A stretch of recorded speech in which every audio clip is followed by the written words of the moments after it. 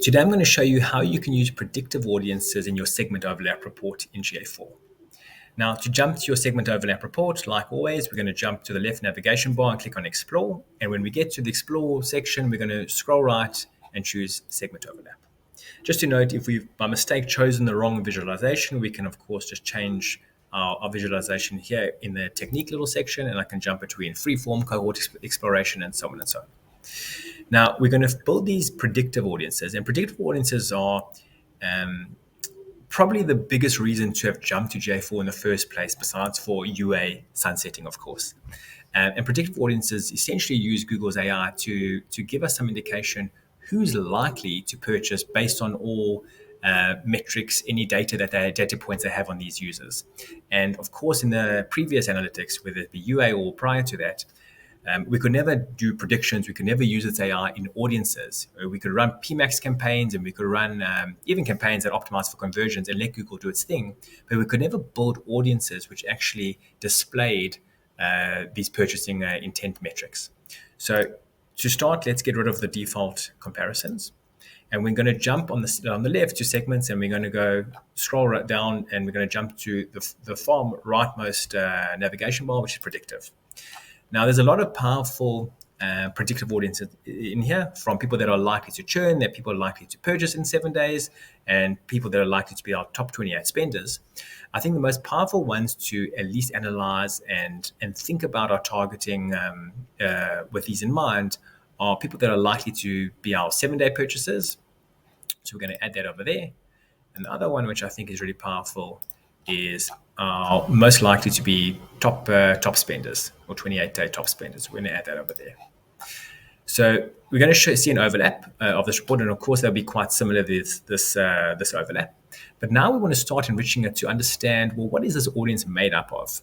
Now, these audiences are obviously AI audiences, they're Google audiences, and they're incredibly powerful, but we don't know any insights about them other than that they're powerful audiences. We want to understand on multiple levels, whether it be a traffic level, whether it be a device level, who's actually contained in these audiences.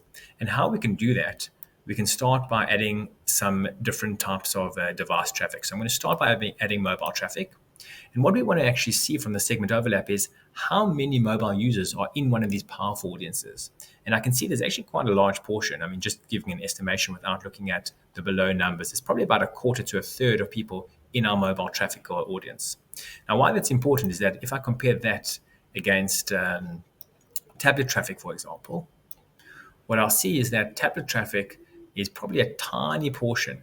And why this is important, and desktop would most likely or obviously be the other 2/3 or other 3/4.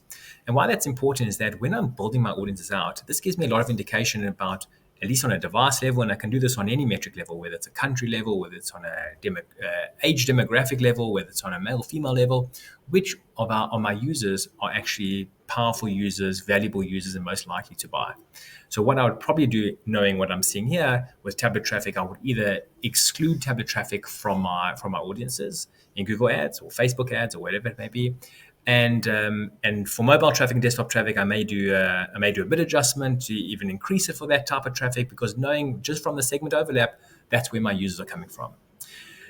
Now, what I might want to do from a Google Ads perspective, again, this is where the segment overlap visualizations are so powerful, is they direct directly into Google Ads from an audience targeting perspective. So what I can do, I can take this tiniest of segments, which is essentially the overlap of all three Venn diagrams. So I can say, or three circles, which create my Venn diagram.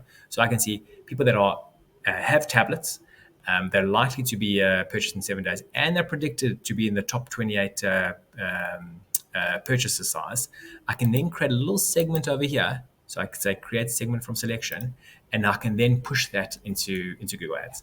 Now, in order to make that segment manually, by trying to kind of figure out what segment overlaps here and what segments overlaps there, is near impossible, which is why these segment overlap reports are so powerful. I hope that helps. Good luck, and follow on for more GA4 videos.